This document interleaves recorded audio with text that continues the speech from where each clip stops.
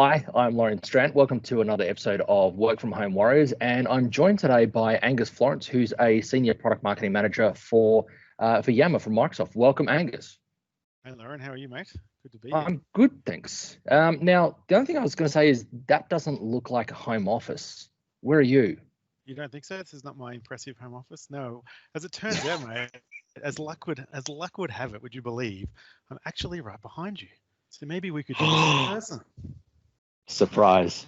All right, let's do that.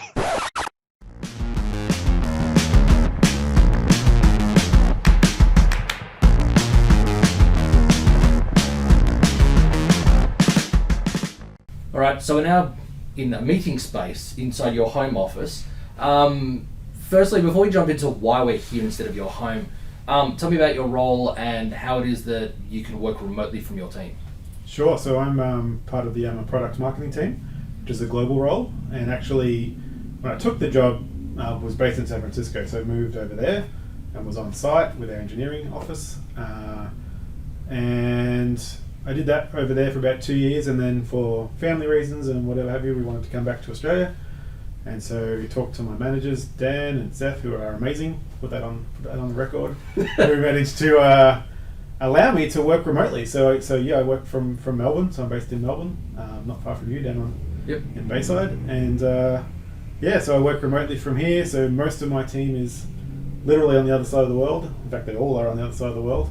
So is it just San Francisco, or are there people in Redmond? Are there people in other countries like China, different time zones that you deal with? Depends where you define team. So like our marketing team is, technically me at the moment. So it's all in Australia. And obviously Dan and my management team are all in Redmond. Yep. So marketing is in Redmond, and we're hiring a new person in Redmond, so they'll all be there on site. In terms of engineering for the product, we're split between about 50-50, San Francisco and Redmond.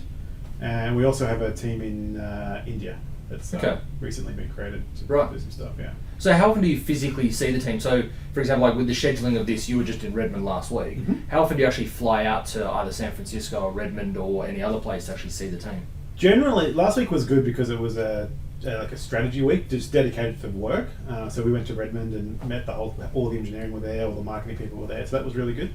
But generally, my trips they coincide with a conference. So whether it's Ignite or the SharePoint conference or whatever it is, and then I'll try and just like swing past an office.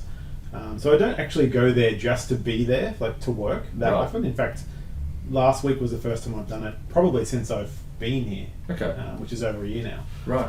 But we have enough conferences in Microsoft that I'm generally passing through the US at least once a quarter. Yeah. And I'll either go via San Francisco or Seattle or again, there's something like Ignite. Everyone's there anyway, so you can just catch up with people. There's your meetings there. Yeah.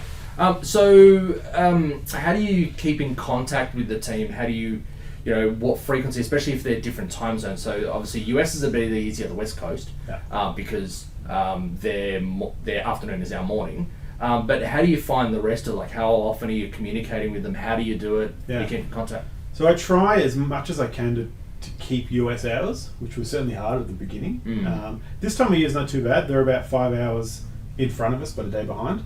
So I'll start, generally my calendar opens up about 6 a.m. for me, and I'll start doing meetings then, which is on the West Coast 11 a.m. Right, okay. So that's not too bad. Yeah. You get pretty good overlap. And then I'll sort of finish it around 3 o'clock, and then go get the kids and that type of stuff. So I still try and do my 8 to 9 hour day, but I just shift it early, which has actually worked out really well in terms of things like family life, like being able to pick up the kids after school, that type of stuff. So yeah, definitely. It's worked out well. But Mondays are a great day for me because it's Sunday in the US, so I can get a lot of stuff done then. And then, so technically my Saturdays is Thursdays, but again, shout out to my amazing team. They've been really good in kind of respecting that. It's the weekend here for me, and they'll always schedule meetings in their afternoon and try and avoid Fridays. Yep. Occasionally we'll have to do a Friday morning call, but it's, I could count my hands in the last year how many times I have to do that, so they're quite good. Okay. Where it does get tricky sometimes is, because it is a global role, I also do European support as well. So last night I was talking to London at 10 o'clock at night for us here. Yeah. But again, that's pretty rare. And again, the guys in the US and Steve Wynn, who's actually based in Minneapolis, he supports me a lot in doing that kind of East Coast US and European time zones too. So Okay. yeah. So how do you, I guess, handle the isolation from the team? Do you feel isolated from them, or do you, because of technology, feel connected? What's it like for you? It's a mix. I think certainly like going over last week and seeing people face to face, you can't beat that. That's certainly a huge benefit. But we have.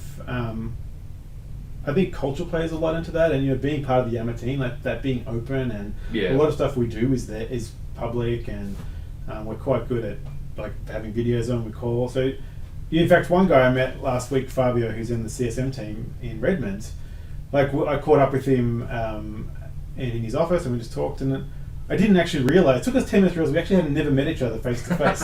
There's that kind of connection that you can get. So, so certainly is a big advantage to be there, and stuff always happens in hallways that you miss out on. But I think remote people and people work from home, you get used to kind of just like you do have to a little bit more effort to make sure people know you're there, know what you're working on. But the advantage is also I think the other way where you are remote and you don't get distracted by going into an office, and there's no reason why I couldn't be working in the Melbourne Microsoft office.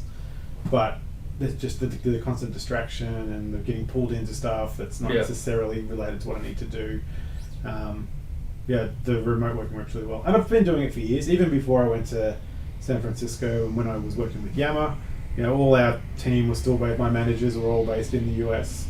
I've since working at Microsoft, which is actually 7 years last Friday, I've never been co-located with my manager in the same office. Wow, okay. So I'm even when I was over there, they were all in Redmond and I was in San Francisco. So I'm pretty good at being remote.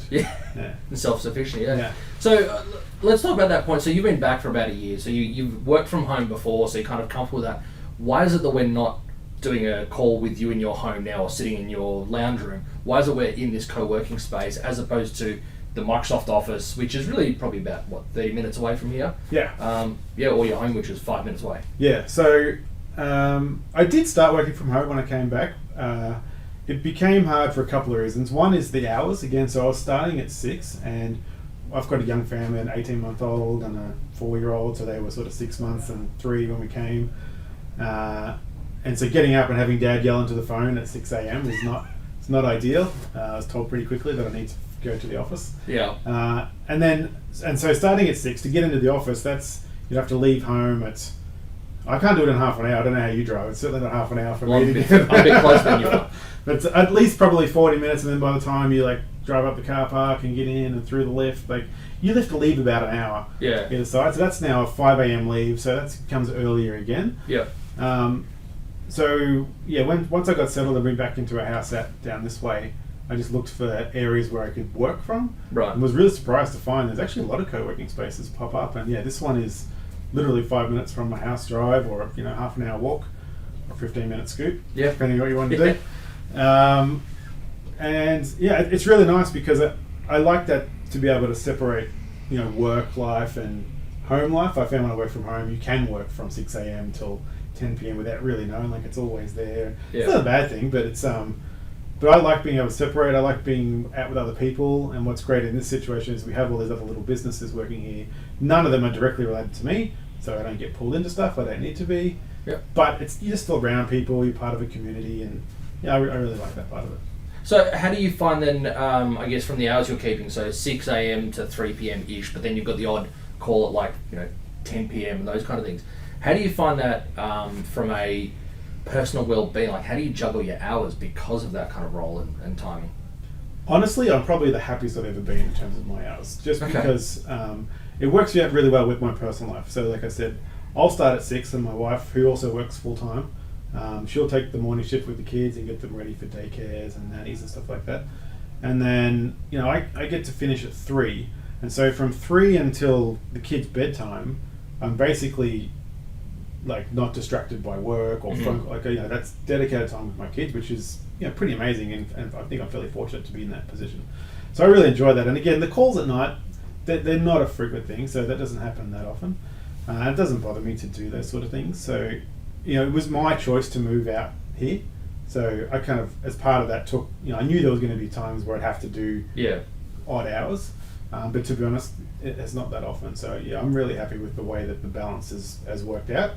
And the more I think about, if I was to switch to the local sub or get a different job, it's like, man, doing like normal hours, that would be really hard. What would I do with that? So, do you actually have a home space where you work from, or is it just like the dining table? No, unfortunately, we don't. So it would be the couch or the dining table or on the bed. This time of year is not bad. We have a nice outdoor area, so I could sit outside and work. Except for today, yeah, days like this is hard. But so I could work out. So I don't know, do sometimes. So this membership I have is only 10 days a month. Right, okay. And so, but I find that, and then with travel and different things, it works out about right. But there are days where I will work from home. It's just that I'll sit outside. And the other thing is tough I find with little kids at home. I've got my 18-month-old who's, if I'm home, he just wants to hang out with me, which is cool. And you just feel awful. It's like, not now, it's tough. Shut the door, like, not now, I'm on the call. So it's nice to be able to separate. I can go home for lunch, and I have lunch with them, and I'll hang out with them there and come back. So, yeah. Well, it also comes down to the design of the house, because when at one point when I wasn't working from home was because the study was literally on the other side of the wall from the dining room, and so my youngest was, I think, probably less than a year old, and she has a particularly loud voice with a particularly, I don't know, just she gets a certain frequency in my ear, and I can't. It gets through headphones, noise cancelling, whatever, and there's no blur for that. Yeah, absolutely. There's no family below. So yeah, I actually couldn't work from home because of that, because she was just right there. Yeah. But also then conversely is my voice booms, so that kind of carries through the house and interrupts their sleep. Yeah. I mean, having said all this, so the house we're in, we bought, we went out before kids. That's quite small, and we are now sort of looking to get bigger places. And I am looking for places that would have a study, so I could work from home. I think in an ideal world, I probably would work from home if it worked for me. Yeah. But right now it doesn't, and this works pretty well. So yeah. So your desk setup here, you basically got your laptop, your Surface, your monitor, camera, mouse. Do you kind of feel that you're not as comfortable as you could be at home, because at home you can kind of space out a bit more, have more your own chair, your more monitors, those kind of things? Yeah, no, that doesn't bother me at all. I'm very much a minimalist. Ideally I just take my laptop and that's it. I brought my monitor in because I seem to be doing lots of Excel, which is annoying to watch on a small screen, but I actually only bought that monitor maybe 2 months ago. It's only a relatively new edition. Right. It just makes it a little bit easier. But no, if I could, the less stuff I have, the better. Yeah. Okay. It was weird when I went to San Francisco and was working over there. I had my own desk, which I just haven't had my own desk in 5 years before that. It just seems completely unnecessary that I need a desk. I literally just need my laptop and I can do whatever I need to do. Yeah, I can completely understand. This is where you work from. That's it. You can't go anywhere else. Yeah. So, kind of wrapping up, if you were, you've been at Microsoft 7 years. If you were to hypothetically leave or even change roles, could you ever see a scenario where you could work from an office, or you'd had to work from an office? Or does that factor into your job decisions now? It certainly factors in. I've had offers where this has been can I keep doing what I'm doing? Not just the location, but I think the flexibility of hours, that type of thing too. But obviously, potential employers out there, I'm happy to talk. We can negotiate this stuff. But also, I'm pretty passionate about. I don't know if it's an environmental thing, but because I still do have to go in the city and do meetings and stuff, and I'll catch up with the local people. Yep. And the hour or 2 hours a day that I waste drives me nuts. Companies I don't think are doing enough to really encourage people to work from home, because beyond our personal advantages, there's advantages to the environment. There's in Melbourne, people always talking about traffic and all this stuff. Public transport overcrowding. I would argue that half the people who drive the city don't need to be there. Yeah. They could work from anywhere. But not only that, there's local benefit. I go and buy coffees in my local shops now, and if I need the whole local community thing comes into it. So it sounds a bit wishy-washy and hippie, but I think that's really, really important. Really great. And whether governments can incentivize corporations, or they just need to move culturally into allowing and encouraging people to work from home and get over that fear of trust. There isn't many people I know who work from home that don't work harder. Yeah, that's right. From there, because they have to, but also because they can. I get at least an hour back each day by not driving into an office. Yeah, I think that whole thing about trust is that you're trusting your employees to do an outcome, whether they're in the office or at home. And if they're going to take the mickey and and muck about at home and not actually do their work, it's going to become pretty evident quite quickly. Hmm. So it doesn't make a difference whether they're at home or not, and they'll course correct. Yeah, exactly. And if hire better people. Yeah. Is what I would- Yeah, as you said, it's If a you don't- cultural thing. If you don't trust your employees, then hire people you do trust. To get Yeah, the that's work done. So yeah, I think I'm pretty passionate about that. I don't see. Obviously, there's always people that are going to have to go somewhere to work, but there's a lot of people I think who could work from home or places like this. I think we'll hopefully see more and more places like this spring up around different suburbs and bring the local communities together to do stuff. Yeah, it makes sense. I mean, they're small, they're convenient. This is right in the heart of the local district, so this is a great location for it, and you're across the road from the beach as well. Exactly. Yeah. We might go and hit that after this. I think we might have to. I mean, talk about work stuff. Absolutely. Yeah. Excellent. Thank you very much for being on the show. Really appreciate it. Thanks for having me, mate. I'm glad we got to do it. Yeah.